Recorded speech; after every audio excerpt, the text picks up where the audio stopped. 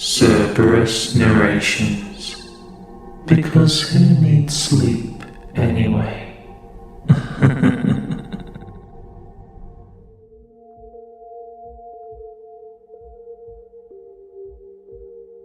Hey there, fellow Redditors. I never thought I'd be sharing a story like this, but after what happened to me, I feel compelled to get it off my chest. You see, a few years back, I had a brush with something that still sends shivers down my spine, a relentless stalker who haunted my every step. It all started innocently enough, as these stories often do. I was a regular guy, living alone in a cozy apartment in a quiet neighborhood. The internet was my refuge, my escape from the mundane routine of life, but that refuge would soon become the very thing that put me on a path to unimaginable terror. It began with a simple message, an innocuous comment on one of my Reddit posts. The user, Shadows Watcher, had complimented my writing, and we struck up a conversation. It wasn't long before we had similar interests, horror novels, movies, and, strangely enough, stories about stalkers. Little did I know, this seemingly ordinary connection would turn into a living nightmare. Shadows Watcher and I exchanged messages regularly. They seemed friendly enough, sharing anecdotes about their life and interests. But as our conversations continued, I began to notice something unsettling.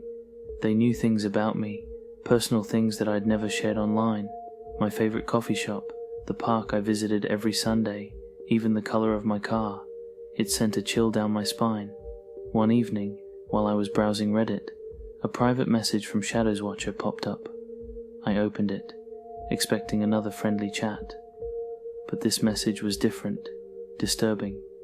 It was a detailed account of my evening, describing my every move, from the moment I left my apartment to the last step I took in the park. My heart raced as I scanned the message, my mind racing with fear and confusion. How did they know? How were they watching me? I replied, demanding an explanation, but Shadows Watcher's response was chilling. I'm closer than you think. That night, I couldn't sleep. I lay in bed, my mind racing, wondering if this was all some sick joke, or if I was truly being watched. I thought about contacting the police, but what evidence did I have? Just a few creepy messages from an online stranger. It wasn't enough to go on. The next day, I decided to change my routine. I avoided the coffee shop, parked my car a few blocks away, and even took a different route to the park. I thought I was being cautious, but Shadows Watcher seemed to anticipate my every move. As I walked through the park, my phone buzzed with a new message. It was Shadows Watcher again, describing the path I was on, the trees around me, the birds in the sky. Panic set in as I looked around, wondering if they were hiding in the bushes, watching me from the shadows. I turned to leave, my heart pounding, when a voice behind me sent a shiver down my spine. You can't escape, you know. I spun around, and there, standing a few feet away, was a stranger, a tall, hooded figure, their face obscured in darkness. I stumbled back, my mind racing. This couldn't be happening. It couldn't be Shadows Watcher, could it? But the voice, the knowledge of my every move, it had to be them. I turned and ran, not daring to look back, not wanting to see if they were following. I made it home, my breath ragged, and locked every door and window. I reported the incident to the police, but without concrete evidence, there was little they could do.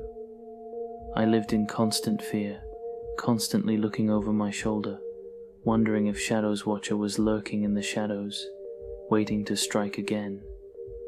Weeks turned into months, and the messages from Shadows Watcher continued. They knew where I was at all times, what I was doing, who I was with. It was like they were a ghost, a shadow that haunted my every move. I felt like a prisoner in my own life, unable to escape the relentless pursuit. Then, One evening, as I was walking home from work, I felt a presence behind me. I turned, and there, in the dimly lit alley, was Shadow's Watcher, holding a gleaming knife in their hand. The moonlight glinted off the blade as they advanced towards me, their eyes filled with a sinister hunger. I ran, my heart in my throat, desperate to escape. I zigzagged through the narrow streets, my breath ragged, my heart pounding. I could hear their footsteps behind me, getting closer with each passing moment. But luck was on my side that night. I stumbled upon a group of people, and as I screamed for help, Shadow's Watcher melted into the darkness, disappearing without a trace. The police were called, but they found no one. I moved away from that town, changed my name, and erased my online presence.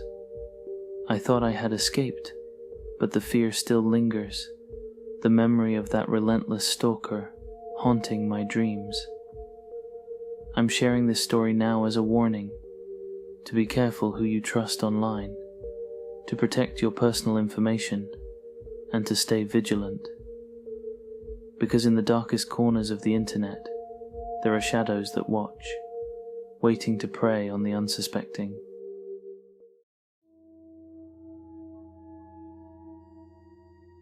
I used to be employed as a child protection worker. A report came through about a stepfather who was being abusive to his children. I was given the investigation by my team leader. When I interviewed the oldest child with the police, she had very visible physical injuries and told me exactly what had happened. I'll spare the details, but it was horrific. As the children were in his sole care, we knew that they needed to be removed immediately. We sent a team of 2 workers out to the children's school, while myself and a colleague called the stepfather into the office. I lead the interview, and it was horrible. He didn't even try to deny that he had hurt his stepchild, basically saying, "That's my kid. I'll do what I want, and you can't stop me." When I served him with the paperwork, he absolutely lost his mind. He was swearing and screaming and said, "If we were outside this building right now, I would fucking kill you." We ended up running out of the interview room, pressing our emergency alarm, and I even had to make a police report about the whole thing. It got really messy. The next day we had court for the children, and my manager decided I shouldn't attend due to everything that had happened the previous day. My colleague who attended told me that this man was at court and yelled several times something to the effect of, "Where is that cunt of a worker who took my kids?" I remember feeling a little freaked out, but it's not uncommon to hear things similar to this when you have to remove a child. It's understandable that emotions are very high. You build a bit of resilience working in this field, and overall I mainly felt relieved that those children had been placed with an aunt and were safe. About 2 weeks later I had to stay back late at the office on an unrelated job. It was about 9 p.m. when I finished, and I was the only person there. I walked out the back of the building to my car. It was really dark, but when I got close I thought I saw a shadow moving at the front of my car, just for a second, and then it was gone. I was about 20 meters away at this point, but it startled me. I stood there for a second just looking at my car, wondering if I was just being paranoid. While staring into the darkness, I started hearing tiny rustling noises, and whether imagined or not, all of the true crime horror stories I've ever heard flashed into my mind. Safe to say, I freaked myself out and sprinted back to the building.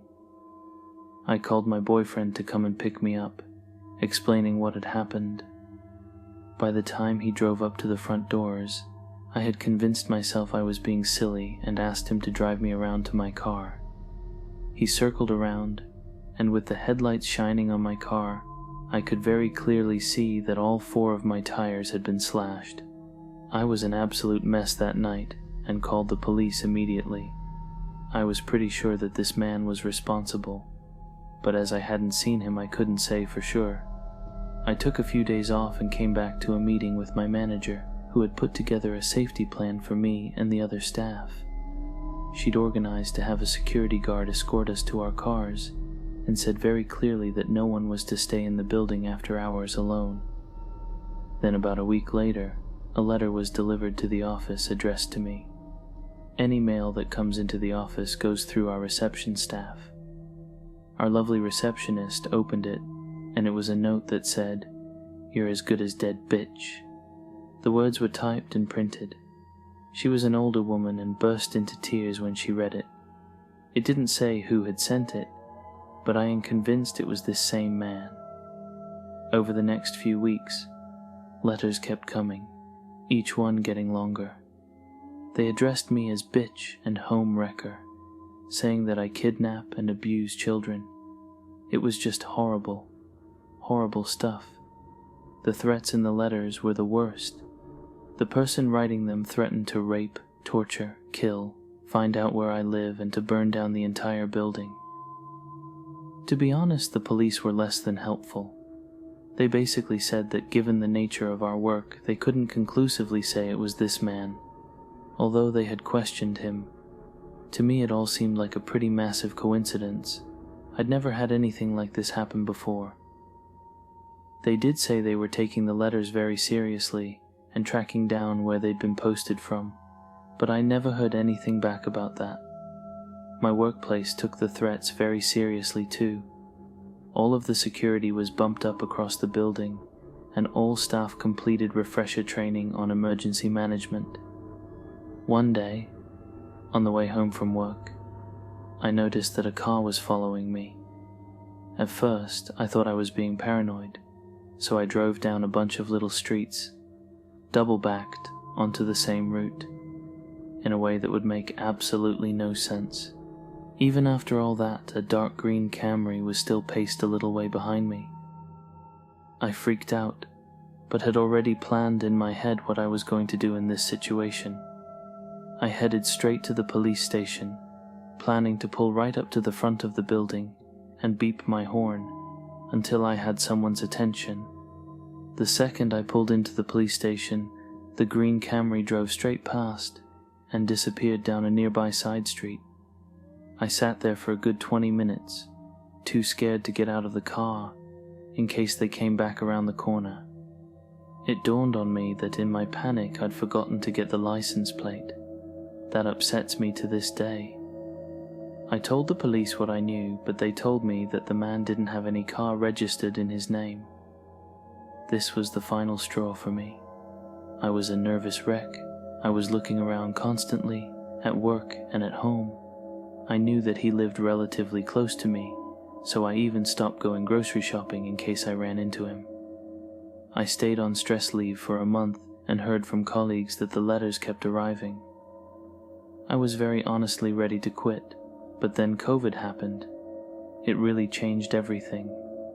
Everyone went into lockdown, and all access to the office was restricted. I started back working from home, driving a work car to and from appointments. I didn't go into the office regularly anymore, only allowed in small working groups when absolutely necessary. Over the next year, the letters slowed and eventually stopped. By the time we were allowed back in the office, there hadn't been any sign of this man for almost 7 months. About a year later, I left child protection. I don't know what happened with those children, but my hope is that they are happy and safe with their family. And as for the man who I believe stalked and threatened me for doing my job, let's not meet ever again.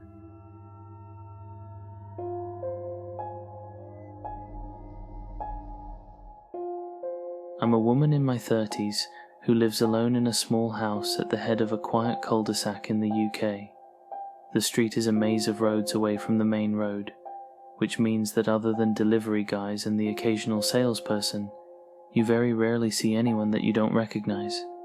I don't exactly know all my neighbors, but I know what they look like, and I know where they live. I can recognize their cars, etc. This weirdness happened over the space of a few months, several years back.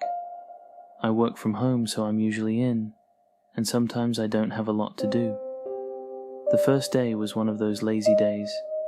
It was about 4 p.m., and I'm sitting on the sofa watching some daft shit about alien cover-ups. Someone knocked on the door. I have a surveillance camera hidden in the wooden canopy above the front door, so I checked to see who it was, because I wasn't expecting any deliveries, and I couldn't be bothered to deal with a salesperson. It was a woman who looked late 40s to early 50s, very smartly dressed, like really expensive clothes and jewelry, stuff I could never afford. Most people around here generally couldn't afford it either. We're not an affluent area, and this lady stuck out like a sore thumb. She looked flustered and agitated, glancing towards the back garden before trying to look through the tiny frosted glass window on the front door. I noticed she was carrying a dog's lead, but I didn't see a dog. As it happens, at the far side of my back garden there are 2 hedges. There's the hedge that I own within my property boundaries, and there's a second hedge outside my boundary that's council-owned along a small grassland where people walk dogs. I know for a fact there is a hole in the council-owned hedge, which I've reported it to the council at least a dozen times over the past decade, and they've done the square root of sod all about it. Because of my hedge, I can't reach it to do anything about it myself. Consequently, when I saw the dog's lead, I thought, shit, I bet her dog has gone through the hole. If it's a big dog, it's not getting into my garden, but if it's a small dog, it might be able to work its way through. And I've always got some cooked meat, so I figured I might be able to lure it out. I am a dog lover, so of course, I want to help this woman if I can. When I was a kid, my own dog went missing for a few weeks, and I thought I was never going to get him back. I was heartbroken for those weeks, but fortunately, we did get him back, and ever since I've been extremely sensitive to pets in need. I open the door, and this woman gives me the weirdest look, like she was expecting someone completely different to answer the door, and that I shouldn't be there. To be fair to her, my mom used to live here too, so I didn't think much of that weird look to begin with. Maybe she was expecting my mum. I say, hello, and she just stares at me for the longest 30 seconds before she tries to look past me and asks to see Margaret. I don't know what it is about other people's mistakes, but whenever someone has the wrong number, I always end up apologizing as if it's my fault. So that's what I did, apologized and told her there was no Margaret at this address. Again, she gives me that look, only this time there's anger behind it. Yes, there is, she insists. It occurs to me at this point that I have a relative called Margaret, but she lives about 60 miles away and I haven't seen her in years. Nonetheless, just in case she's got her addresses muddled, I ask, "Are you looking for Margaret's surname?" But she just hisses at me. "You know exactly who I'm looking for. What have you done with her?" I'm absolutely lost at this point. I've lived here 20 years, and I know the name of the previous owner, so I know she's not asking for them. I also know the names of the neighbors, and the names of the people who have lived on the street, in the time I've been here, and since moved. None of them are called Margaret, so all I can do is tell her she's got the wrong address. "No, this is my address. You're lying." That was a tad alarming. She's at the right address. She's not knocked on the wrong door. However, she clearly thinks I've done something to somebody who, to the best of my knowledge, has never lived here. I don't know how long the previous owner had this house, but we must be talking about at least 30 years since anyone called Margaret might have lived here. It's at this point that I notice that she's subtly wrapped that dog lead around her now clenched fist, like she's planning to use it as a weapon. In my youth I did plenty of self-defense training, so I'm not exactly scared of her, as such, but I'm obviously getting a bit concerned about the situation that's brewing. I don't particularly wish to get involved in a brawl on my doorstep.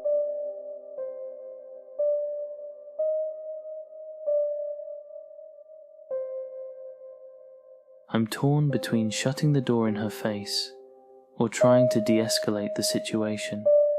In the end, I close the door a little so she's got less to aim at, and tell her, "Look, I don't know who you're looking for, but if you think something's happened to your friend, maybe we should just call the police and let them sort it out." Sure enough, the woman slams her fist with the lead wrapped around it into my door. I later discovered she'd struck the door hard enough to crack the frosted glass window in the middle of it. She's bleeding from doing it.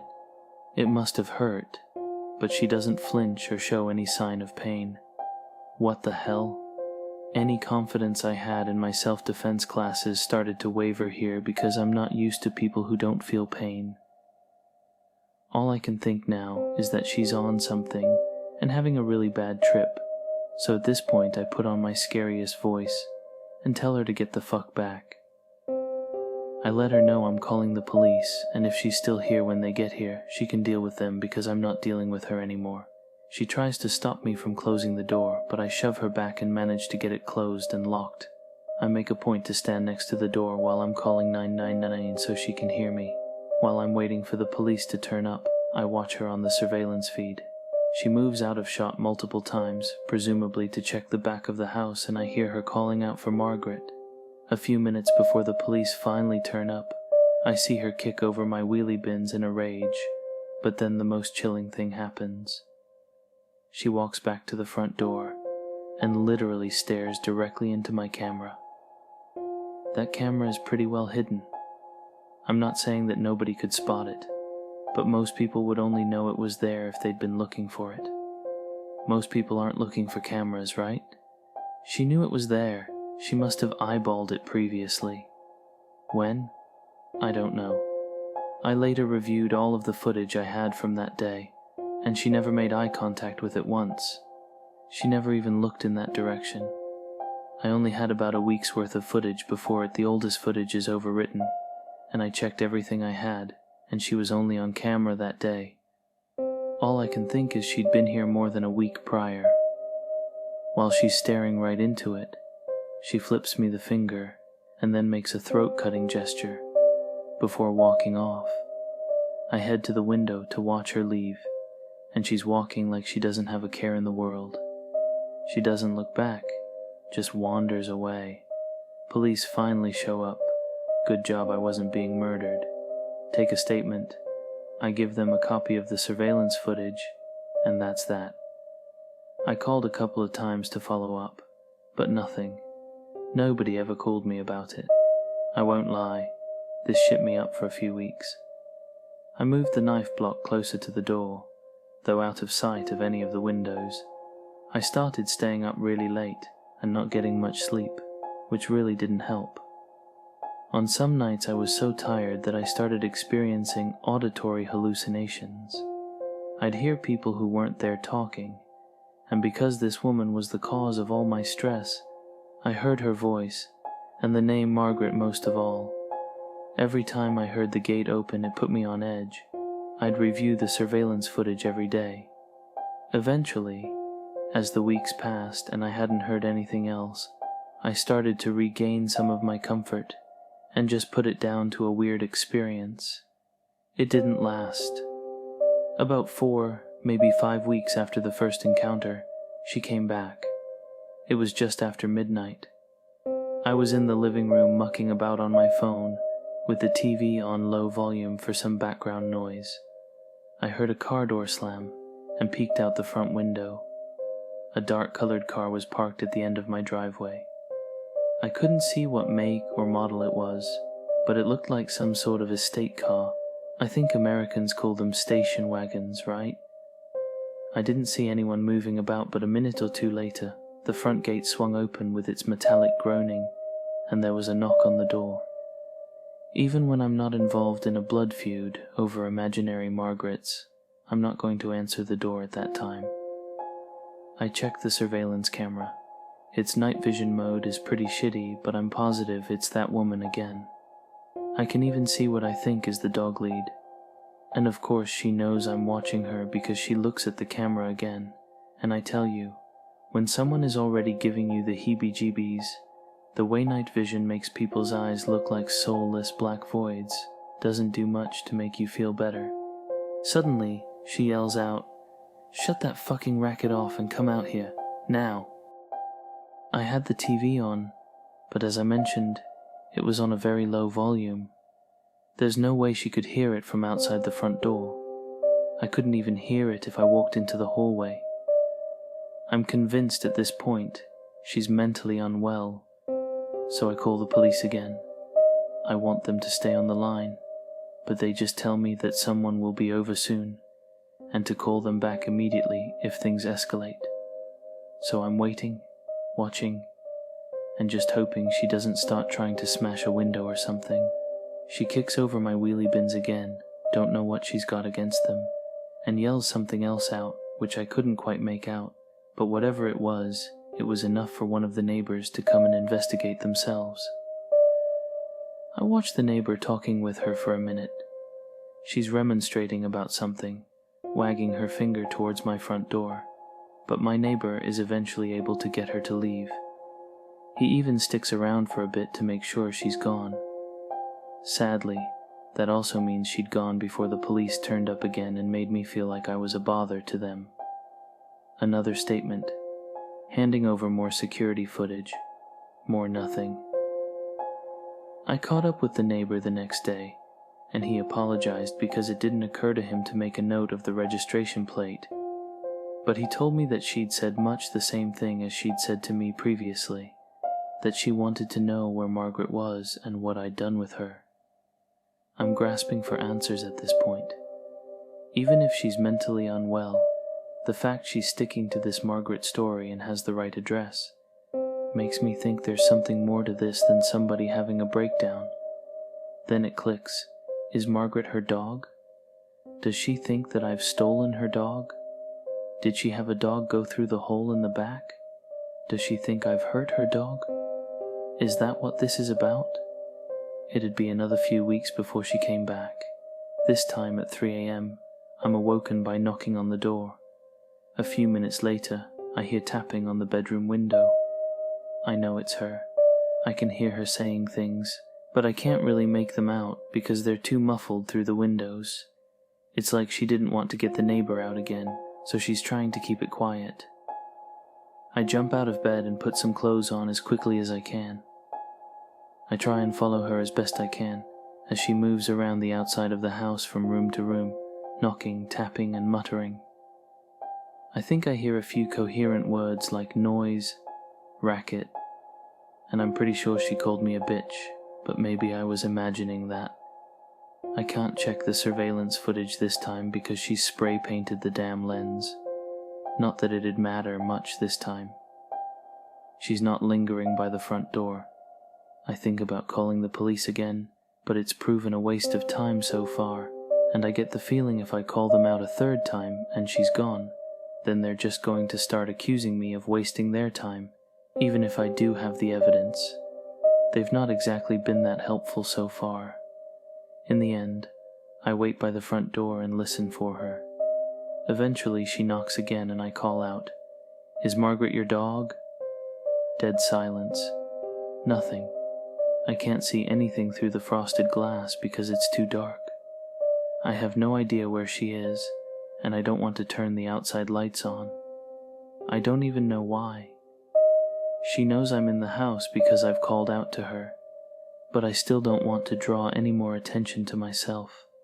I end up standing there for who knows how long. At least an hour, probably more because the sun starts coming up. My heart is going a mile a minute, pretty much the whole time. Once it's bright enough, I start checking through windows to see if I can see her. Nope, nothing. I tentatively open the front door and look outside. Still can't see her. I grab something to arm myself with just in case, can't remember what now, and check all around my house and the back garden. She's not there. As I'm heading back to the front door, I spot the oddest thing. The gate's closed. That gate is physically attached to the side of my house, and when it opens and closes, it makes a fair bit of noise.